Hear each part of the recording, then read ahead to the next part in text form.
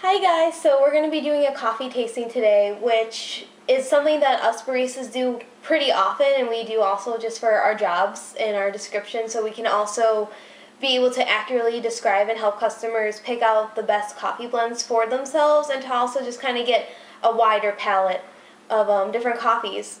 And it's usually pretty fun. We like to do it with a lot of our partners when we're on the floor, just as like a training mechanism, and it's just fun to do. It's fun to also do just outside with friends because you want to try a lot of different coffee. You don't want to be so limited to just certain ones. So today we're going to be tasting Christmas Espresso roast, and this is a really great blend. But it's only up in Christmas time and goes pretty fast after Christmas ends too. So sadly you can't get this right now.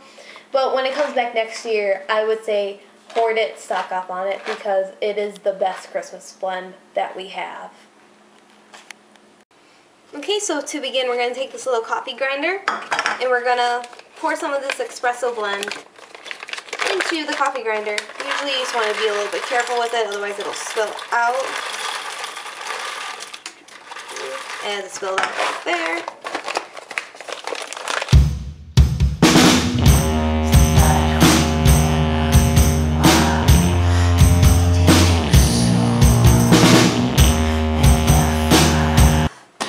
So next we're going to take a little French press. This is a little Bodum French press. I don't know where you can find little baby ones like these anymore. I found this at an estate sale for $1, so it's a pretty good deal. It's great if you only have like 1 to 2 people doing it, but the brand itself is pretty great. I do know that Starbucks does still sell Bodum products as well if you also just want to hit up there in one fell swoop generally, or you can find it in most other like home appliance stores and such.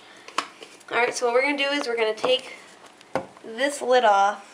Tap whatever coffee's in here. You don't want to waste it. And generally we like to do 2 tablespoons, but just because it's such a smaller amount to begin with, we're just going to kind of put it in for right now just to say so. So you want to be careful with it. Make sure you get all the coffee out. Alright, all clean.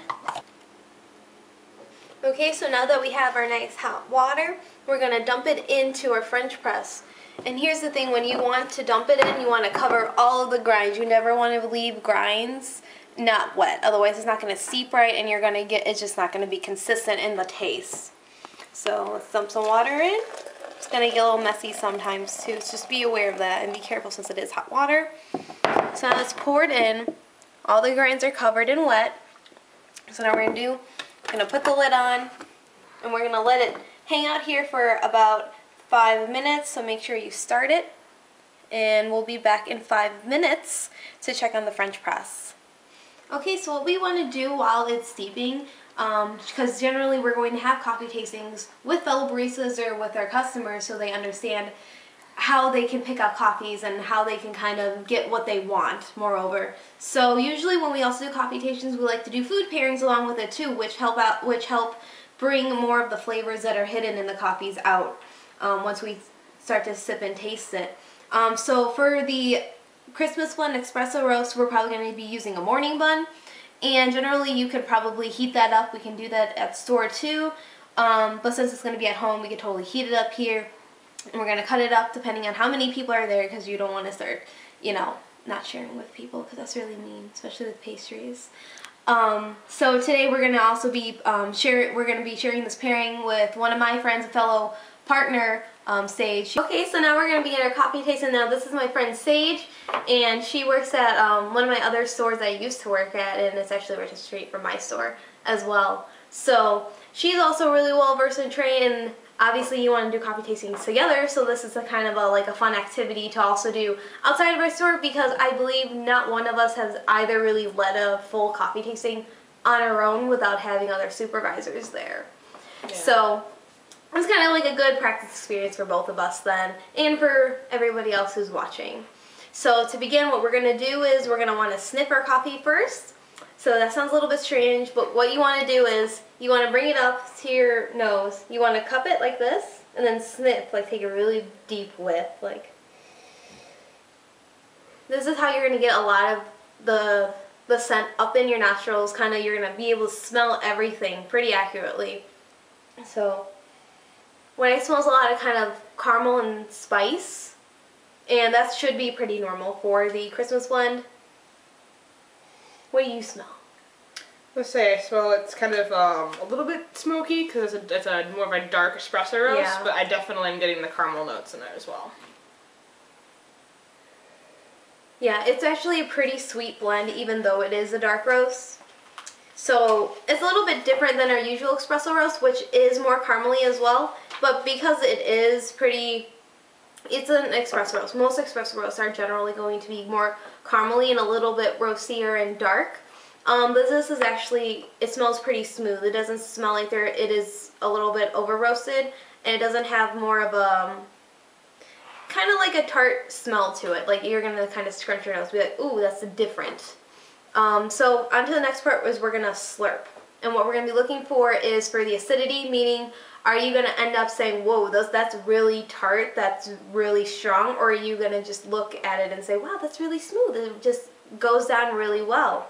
So when we also taste, we're going to be slurping a little bit loudly, and that's just so the coffee can totally coat our tongue all over, so we can kind of get it all over. We can taste everything in every area.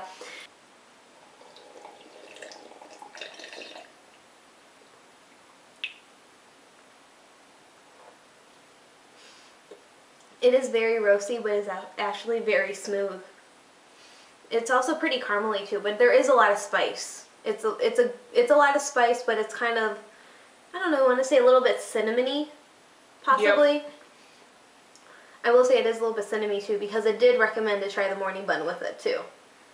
And the other option would have been the gingerbread because it is seasonal, but obviously it's seasonal. We don't no longer have the gingerbread, but it's pretty good to try it with it too, because I have done that before at coffee tastings at work. And we also want to taste for the body too, so we'll slurp again, and then we can identify the body.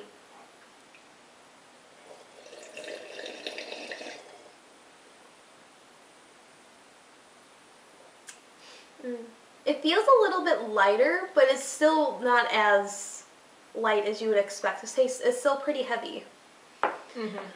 And the way that we tell for the body is a little bit different. Basically, we like to compare it to either non-fat 2% or whole milk. 2% milk is more lighter, and that's what we usually find in like our blonde roast, like Willow and Veranda blend. Because they are blonde roast, they don't have as much, it's not as roasted as the other coffees.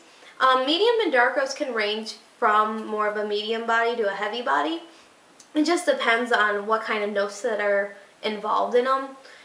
So this one I would probably say this is more heavy bodied though, because it is a darker roast, especially in a French press you're able to taste it more. So it just rolls on your tongue, but it also kind of stays and lays there until you actually do swallow it.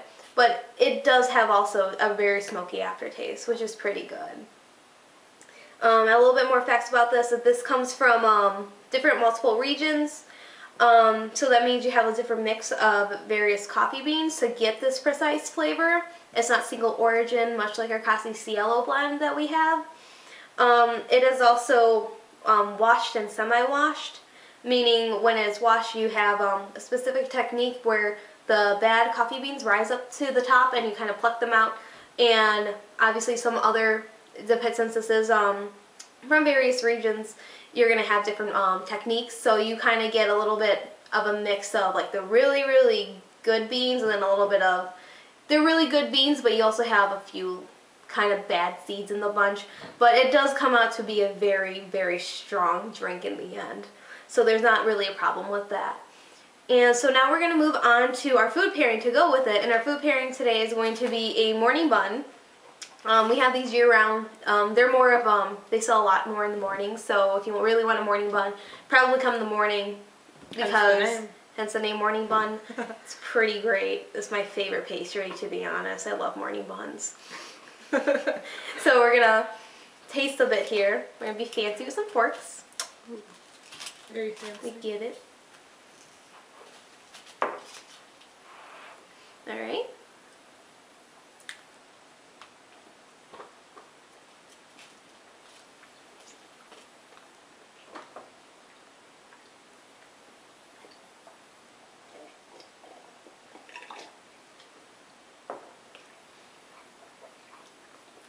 And what you're going to taste is it's going to be a lot more smoother.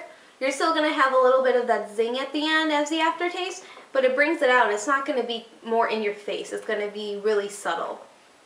What do you taste after you have the morning bun? When you brought up like kind of cinnamony and a little bit of spice, I was definitely picking that up after having the morning bun.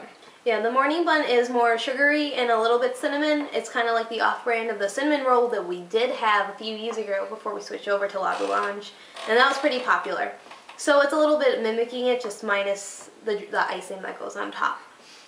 So overall, that's kind of how we do a coffee tasting. This is generally how we do it at work, except we're not usually sitting down, we're usually standing up and also doing other things while running around and then trying to taste coffee. And we're also using our coffee passports. You know, this is just a fun way to kind of develop our palate and to also just explore different coffees. You totally don't have to stick with just Starbucks. You can do different brands. Starbucks is a great place to start, though. We have a lot of various coffees. Right now we do have Coffee Cielo, since this is the second part of winter. And this is really great as an iced coffee. You should hoard this because we're phasing it out because we're going into our next phase of coffee. And as we progress, we do have various different coffees. We have really popular ones like Tribute that's coming back out. So let's say try different ones. The more seasonal ones are going to have a lot more flavors than just our typical everyday ones. So if you're new to coffee, I would say try these seasonal ones. They also come in half-pound bags now. So if you don't want to fully commit, it's way easier to just buy half a pound. Or even if most of us are college students probably seeing this because Starbucks is such a trending company, topic, term, keyword, etc. and so on. Yeah, hashtag. It's such a large thing that everyone's going to see it, and most people who do drink coffee are people who are always on the go. And, you know, as college students, as this is for a intro to new media class, a lot of us probably do have Keurigs or know people who have Keurigs. They are starting to develop these in K-Cups. So even if you don't actually have like a French press or a coffee pot, you know, it's great to kind of just taste and see what happens. You don't need to be a barista or a super coffee expert. You can just be somebody who's like, I like a caramel macchiato, but let's try something new. This is something to try new. If you ever want to try a French press in store, we are more than happy to do that. You can totally select whatever kind of coffee you want to. It's not just whatever we have that day, so you're not incredibly limited. So don't be afraid to try it. It's not very expensive either to try. It's also just a great experience. It's a good skill too if you ever want to develop it. Because when you're older and you're at like parties with adults and stuff and you're talking about more adult stuff and things, you'd be like, hey, let's taste some coffee and not talk about political issues that are going to tear our friendships apart. And that concludes our coffee tasting for today. So as this being kind of our first on our own coffee tasting without our supervisors, our manager supervision, I kind of hope that we made them proud that they developed and instilled this into us and our skill set because we have been here for about 1 to 2 years. So hopefully we finally did it well.